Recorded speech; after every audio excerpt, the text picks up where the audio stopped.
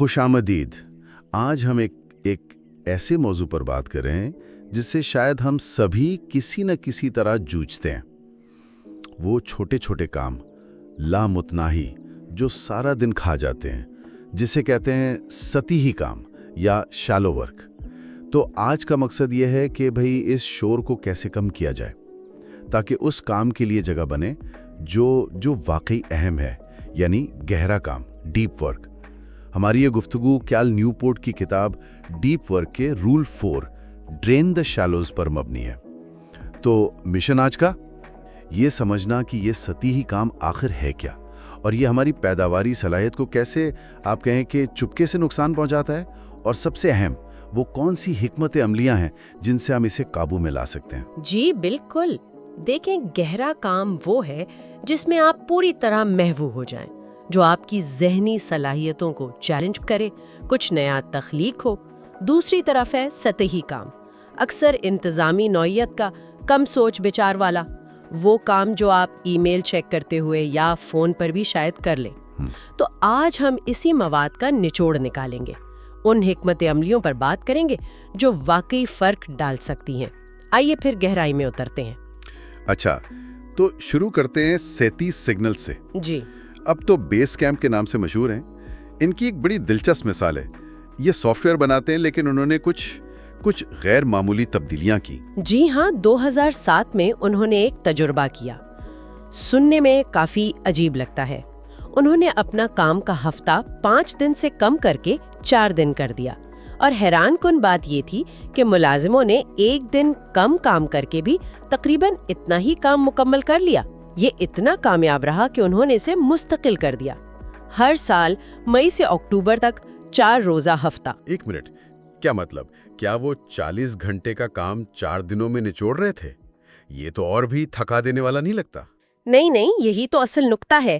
Jason fried, جو company کے شریک بانی ہیں، انہوں نے واضح کیا مقصد 40 گھنٹے 4 دن میں پورا کرنا نہیں تھا، بلکہ کم کام کرنا تھا. یعنی تقریباً آپ سمجھے 32 گھنٹے. ان کا کہنا تھا کہ عام کام کے دن میں میٹنگز، بار بار کی رکاوٹیں، ویب سرفنگ، ان سب کی وجہ سے ویسے بھی پورے 8 گھنٹے کا گہرا کام نہیں ہو پاتا. تو کم سرکاری اوقات کار نے کیا کیا؟ ان تمام غیر ضروری سطحی کاموں کو خود بخود کم کر دیا، جبکہ جو کام واقعی اہم تھا وہ ہوتا رہا. یوں سمجھیں جیسے وقت کم ہو تو آپ صرف ضروری چیزوں پر توجہ دینے لگتے ہیں. واہ، یعنی کم وقت نے زیادہ توجہ مرکوز کرنے پر مجبور کیا. یہ تو بڑا انوکھا خیال ہے. اور پھر انہوں نے ایک اور قدم آگے بڑھایا ہے نا؟ جی بالکل. ایک اور تجربہ کیا. انہوں نے جون کا پورا مہینہ اپنے ملازمین کو مکمل طور پر ان کے اپنے منتخب کردہ پروجیکٹس پر گہرائی سے کام کرنے کے لیے وقف کر دیا. کوئی میٹنگز نہیں، کوئی رپورٹس نہیں، کوئی دفتری رکاوٹیں نہیں، صرف گہرا کام. اور نتیجہ کیا اس سے کمپنی کو نقصان نہیں ہوا؟ مطلب 1 مہینہ بغیر معمول کے کام کے؟ نتیجہ تو حیران کن تھا. اس 1 مہینے میں 2 انتہائی قیمتی پروجیکٹ سامنے آئے. ایک تھا کسٹمر سپورٹ کو بہتر بنانے کے لیے نیا ٹول، اور دوسرا ڈیٹا کو بہتر طور پر سمجھنے کے لیے ایک ویژوائلائزیشن سسٹم. جیسن فرائیڈ نے اس پر کہا بھی تھا، لوگ پوچھتے ہیں کہ ہم 1 مہینے کے لیے اپنا کاروبار روک کر نئے آئیڈیاز پر کھیلنے کا خطرہ کیسے مول لے سکتے ہیں. میرا سوال یہ ہے کہ ہم یہ خطرہ مول نہ لینے کا کیسے سوچ سکتے ہیں. تو دیکھیں، اس ساری کہانی کا سبق یہ ہے کہ جو سطحی کام ہمارے دن کا بڑا حصہ کھا جاتا ہے نا، وہ اکثر اتنا ضروری نہیں ہوتا جتنا ہم سمجھتے ہیں. اسے کم کرنے سے نہ صرف یہ کہ نقصان نہیں ہوتا، بلکہ اس کی جگہ گہرا کام کرنے سے حقیقی ترقی اور کامیابی ملتی ہے. یہ ایک طرح سے شور کو کم کر کے میوزک سننے جیسا ہے. سمجھا. لیکن کیا اس کا مطلب یہ ہے کہ ہمیں ہر طرح کا سطحی کام ختم کر دینا چاہیے؟ مطلب ای میلز کا جواب دینا، چھوٹی موٹی میٹنگز، یہ سب بھی تو ضروری لگتا ہے نا؟ آپ کی بات بالکل درست ہے. مقصد تمام سطحی کام کو ختم کرنا نہیں ہے، کیونکہ کچھ واقعی ضروری ہوتے ہیں، اور سچ پوچھیں تو یہ ممکن بھی نہیں. گہرا کام ذہنی طور پر بہت تھکا دیتا ہے. زیادہ تر لوگ دن میں شاید 3 سے 4 گھنٹے سے زیادہ حقیقی گہرا کام نہیں کر سکتے ہیں. اصل خطرہ یہ ہے کہ جب آپ گہرے کام سے تھک جاتے ہیں نا تو باقی بچا ہوا وقت وہ ان گنت چھوٹی چھوٹی سطحی چیزوں میں ضائع ہو جاتا ہے. میٹنگز، فوری ای میل جوابات، اپوائنٹمنٹس، یہ سطحی کام ایک طرح کی گھاس کی طرح ہے جو آپ کی قیمتی گہرے کام کے باغ پر قبضہ کر لیتا ہے. اس لیے اسے قابو میں رکھنا، اسے محدود کرنا یہ بہت ضروری ہے. ٹھیک ہے، تو یہ تو ہوئی مسئلے کی تشخیص. اب آتے ہیں علاج کی طرف. پہلی حکمت عملی جو مواد میں بتائی گئی ہے، اپنے دن کے ہر منٹ کا شیڈول بنائیں. سچ کہوں تو یہ سن کر ہی تھوڑا دباؤ سا محسوس ہوتا ہے. کیا یہ بہت زیادہ پابندی نہیں؟ ہاں، یہ ایک عام رد عمل ہے، لیکن اس کا مقصد آپ کو روبوٹ بنانا نہیں ہے، بلکہ آپ کو اپنے وقت کا یوں کہیں کہ حکمران بنانا ہے. ہم اکثر حیران ہوتے ہیں، دن کہاں چلا گیا؟ تحقیق بتاتی ہے کہ لوگ اپنے ٹی وی دیکھنے یا کام کرنے کے گھنٹوں کا اندازہ لگانے میں بہت غلطی کرتے ہیں. تو یہ حکمت عملی آپ کو مجبور کرتی ہے کہ آپ سوچیں، میں اپنا وقت کہاں لگا رہی ہوں. طریقہ سادہ ہے. دن کے شروع میں نوٹ بک کھولیں، بائیں طرف اوقات لکھیں جیسے 9، 9:30، 10. پھر ہر آدھے گھنٹے یا گھنٹے کے بلاک کو کوئی کام دیں. رپورٹ لکھنا، lunch, team meeting, e mails check کرنا. چھوٹے کاموں کو اکٹھا کر کے ایک متفرق کام بلاک میں ڈال دیں. بنیادی خیال یہ ہے کہ ہر لمحے کا ایک مقصد ہو. یہ صرف ٹائم مینجمنٹ نہیں، یہ آپ کے وقت پر آپ کی اتھارٹی بحال کرنے کا طریقہ ہے. لیکن دن تو کبھی منصوبے کے مطابق نہیں گزرتا. کوئی غیر متوقع کال آ گئی، کوئی میٹنگ لمبی ہو گئی، پھر کیا؟ سارا شیڈیول وہ تو خراب ہو جائے گا. بالکل، اور یہی اس حکمت عملی کا حصہ ہے.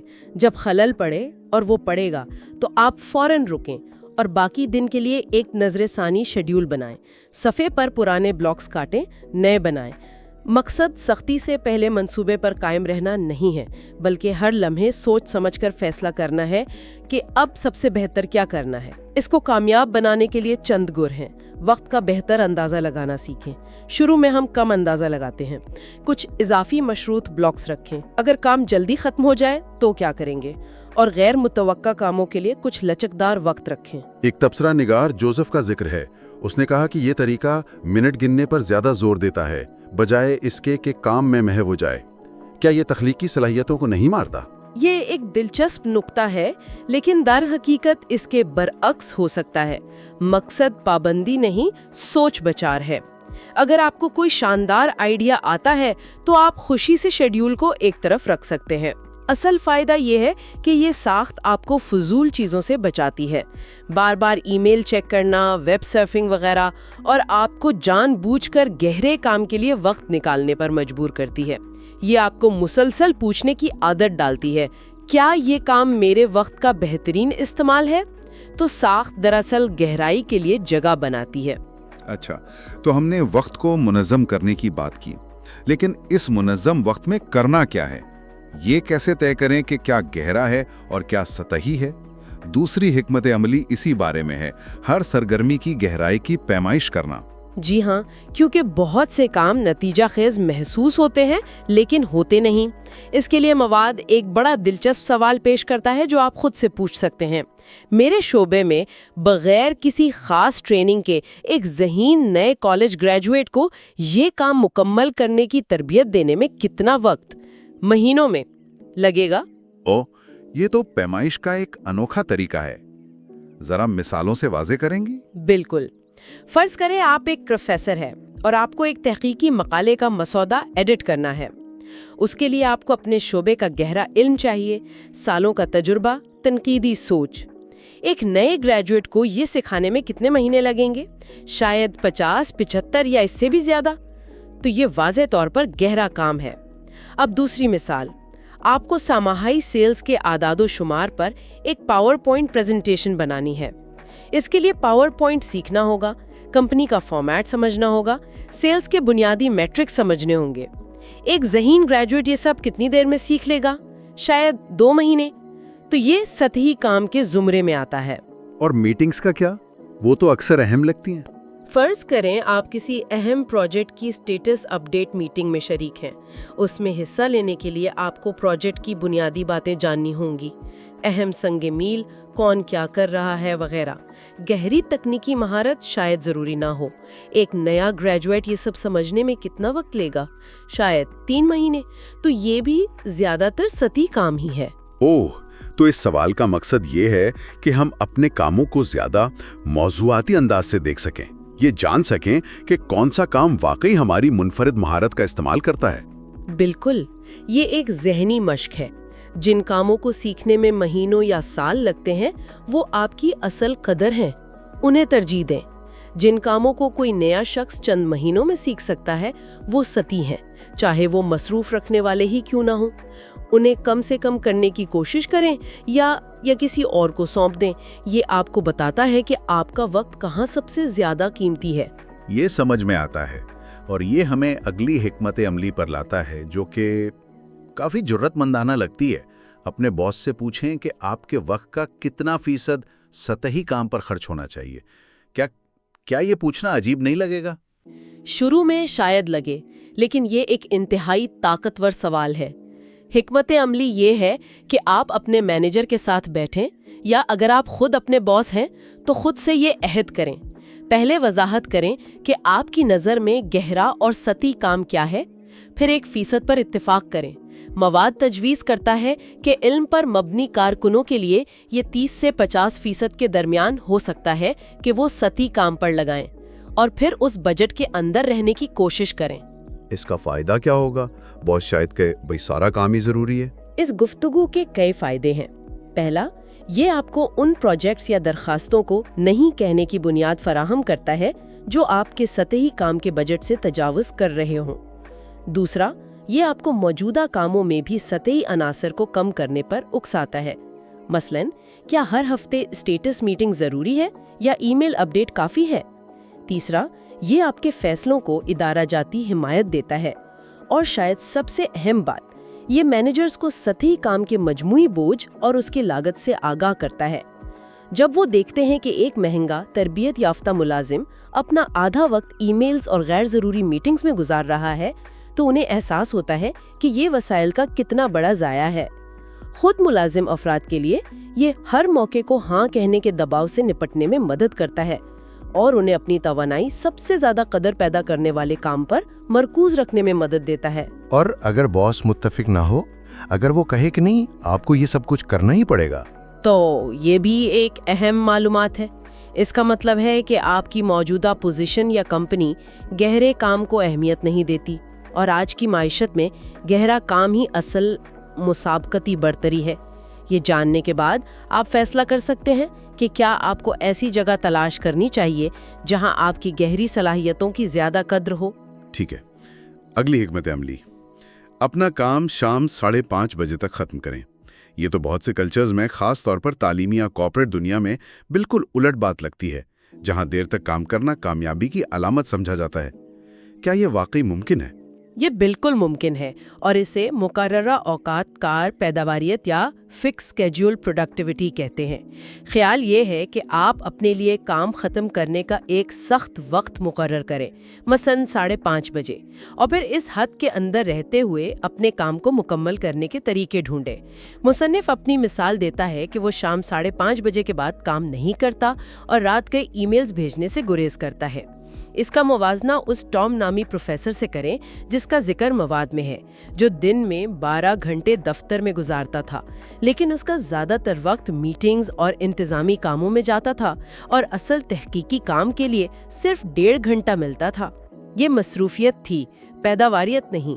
लेकिन क्या कोई कामयाब मिसाल है इस मुकर्ररा वक्त पर काम करने की? जी हाँ, राधिका नागपाल, हार्वर्ड की कंप्यूटर साइंस की प्रोफेसर. उन्होंने फैसला किया कि वो हफ्ते में 50 घंटे से ज़्यादा काम नहीं करेंगी.